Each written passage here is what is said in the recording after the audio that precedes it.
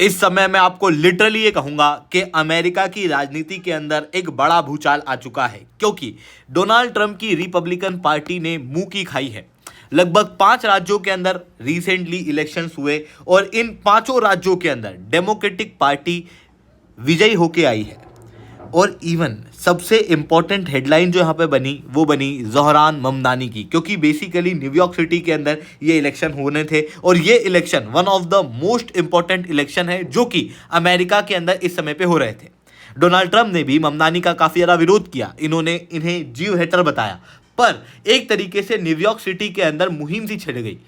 एक mini referendum यहाँ पर डोनाल्ड ट्रंप के खिलाफ किया गया और ममदानी को इस इलेक्शन के अंदर जिताया गया। डोनाल्ड ट्रंप जो कि क्लेम करते हैं कि वो अमेरिका को ग्रेट बना रहे हैं, वोटर ये बता रहे हैं कि नहीं, you are not making America great again.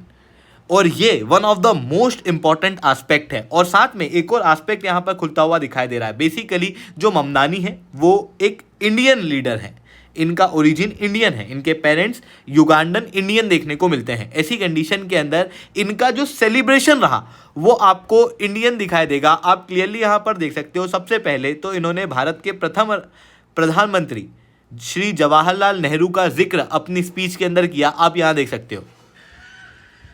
Standing before you, I think of the words of Jawaharlal Nehru. A moment comes but rarely in history when we step out from the old to the new, when an age ends and when the soul of a nation long suppressed finds utterance. Tonight we have stepped out from the old into the new.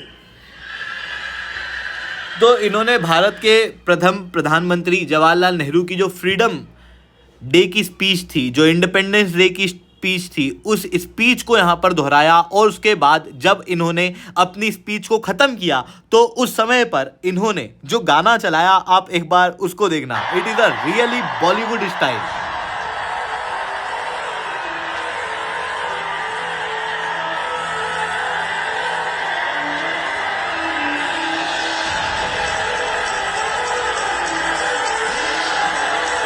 I hope आप लोग इस tune को समझ चुके होंगे।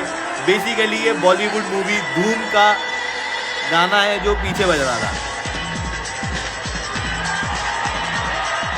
तो ये चीज़ हम लोगों को यहाँ पर देखने को मिली। So it is really a big loss for Donald Trump. Exactly यहाँ पर क्या हुआ है इसे मैं शुभेंदु चौहान और डिटेल में आप लोगों के साथ में चर्चा करूंगा। बट उसके पहले आप लोग मेरे साथ में SRC10 टेलीग्राम ग्रुप के ऊपर जुड़ सकते हो। मेरे क्लास की अपडेट, PPT, PDF सब कुछ आपको मिल जाएगी। UPSC CSE की तैयारी करना है, इंडिया के टॉप एजुकेटर से ऑफलाइन क्लासेस के अंदर पढ़ना है तो आप इस नंबर पर कॉन्टैक्ट कर सकते हो। इसके अलावा मंथली करंट अफेयर्स की मैगजीन, प्रीवियस ईयर के क्वेश्चन, प्रीलिम्स के मॉक टेस्ट, NCERT के नोट्स की समरी, इंडिया ईयरबुक की summary free of cost download करना है। नीचे डिस्क्रिप्शन के अंदर मैंने लिंक दी हुई है, वहां से आप लोग डाउनलोड कर सकते हो। चलिए दोस्तों, आप समझने का प्रयास करते हैं यहाँ पे क्या हुआ है। तो ज़ोहरान ममदानी जो कि अमेरिका की राजनीति के अंदर इस समय पे छाए हुए हैं, एक 34 साल का व्यक्ति जो कि पहला Muslim as well as Indian origin mayor बना है न्यूयॉर्क का।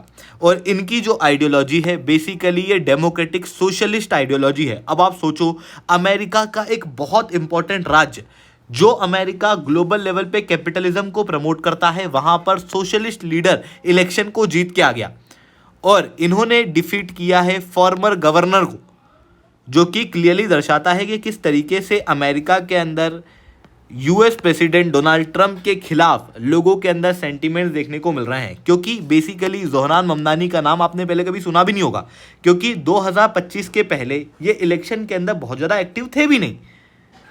ये एक लॉ मेकर थे जो क्वींस के अंदर काम किया करते थे। उसके बाद में ये न्यूयॉर्क के अंदर ग्राउंड फोर्सेस के रूप में जुड़े और उसके बाद में इन्होंने इलेक्शन कैंपेन को जनरल चीज़ों के ऊपर चलाया, जो लोगों की रिक्वायरमेंट्स है उनके ऊपर चलाया, आइडियोलॉजी के ऊपर नहीं चलाया। और फाइनली ये इलेक्शन जीत चुके हैं। आप क्लियरली देख सकते हो कि अमेरिकन पॉपुलेशन के बिल्कुल अपोजिट इनका हर प्रकार का ओरिजिन है। ये सोशलिस्ट है, ये मुस्लिम लीडर फर्स्ट देखने को मिल रहे हैं। साथ में ये न्यूयॉर्कर शुरुआत में थे भी नहीं, क्वींस के अंदर ये काम किया करते थे और ये यहाँ पर इस इलेक्शन को जीत चुके हैं, जो कि डोनाल्ड ट्रंप की एक बड़ी हार मानी जा रही है। न कि केवल न्यूयॉर्क सिटी के अंदर बल्कि और भी कई सारे शहर देख सकते हो आप वर्जीनिया देख सकते हो। वर्जीनिया जहाँ पर रिपब्लिकन ने काफ़ी समय बाद अपना कमबैक किया था, वहाँ पर भी वापस से रिपब्लिकन हार चुके हैं और डेमोक्रेटिक पार्टी की लीडर इलेक्शन जीत चुकी हैं और ये स्टेट की पहली महिला गवर्नर बनी है।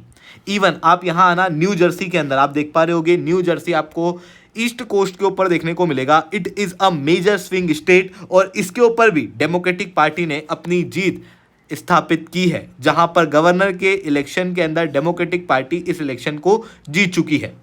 डिस्पाइट बड़े बड़े बिजनेसमैन यहाँ पर जो कैंडिडेट हैं उनका विरोध कर रहे थे। फिर उसके बाद में आप वेस्ट कोस्ट के ऊपर आओ, कैलिफोर्निया के अंदर। कैलिफोर्निया के अंदर जनरली डेमोक्रेटिक पार्टी ही इलेक्शन जीतते आई है, पर इस बार जो मैंडेट है वो काफ़ी बड़ा मिला है। इसके अलावा पेंसिल्वेनिया के अंदर भी डेमोक्रेट्स ने अपने हाउस को रिटेन किया है, यानी कि स्विंग स्टेट अमेरिका के अंदर रिपब्लिकन इन सब के एरिया को डेमोक्रेट्स ने जीता है अपने एरिया को प्रोटेक्ट करते हुए, जो कि क्लियरली दर्शाता है कि यहाँ पर डोनाल्ड ट्रंप की एक बड़ी हार हो रही है। क्योंकि देखो डोनाल्ड ट्रंप ने जो जोहरान ममदानी है उनके खिलाफ इलेक्शन कैंपेन के अंदर बड़े बड़े भाषण दिए थे।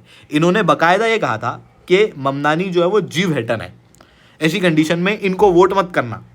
तो लोगों ने एक अलग सेंटीमेंट यहाँ पर लिया। ये जो स्टेटमेंट है ये बेसिकली ट्रंप के खिलाफ बैकलेश कर गया। लोगों ने लिया कि डोनाल्ड ट्रंप को हमको हराना है, हमारा एकमात्र जो विद्रोही है यहाँ पर, विरोधी है, वो डोनाल्ड ट्रंप है। और लोगों ने फिर भारी मात्रा में घर से बाहर आए और वोट दिए। लगभग 1.45 मिलियन लोगों ने यहाँ पर वोट दिए हैं और फाइनली यहाँ पर जोहरान ममदानी को बड़े मात्रा में इलेक्शन को जिताया गया है। हालांकि डोनाल्ड ट्रंप ने यहाँ पे अपनी हार नहीं मानी, ऑब्वियसली वो मानी जानी भी नहीं थी उनके द्वारा। उन्होंने कहा कि तो गवर्नमेंट शटडाउन की वजह से और क्योंकि बैलेट पेपर के ऊपर मेरा नाम नहीं था इस वजह से हम इलेक्शन हारे, नहीं तो ये मेरी हार नहीं है, ये तो वहाँ के लोकल कैंडिडेट की हार है।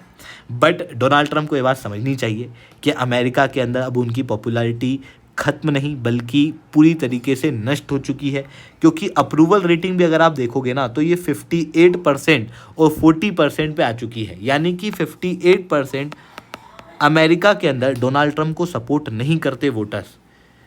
भले ही डोनाल्ड ट्रंप ये कह दे कि वो अमेरिका को फिर से ग्रेट बना रहे हैं, अमेरिका की आबादी इस बात को नहीं मानती। अमेरिका की आबादी मानती है कि डोनाल्ड ट्रंप अमेरिका को और कमज़ोर कर रहे हैं, क्योंकि उनकी सरकार के अंदर गवर्नमेंट शटडाउन होकर पड़ी हुई है, इन्फ्लेशन हाई है, इकोनॉमिक कंडीशन काफ़ी वीक है।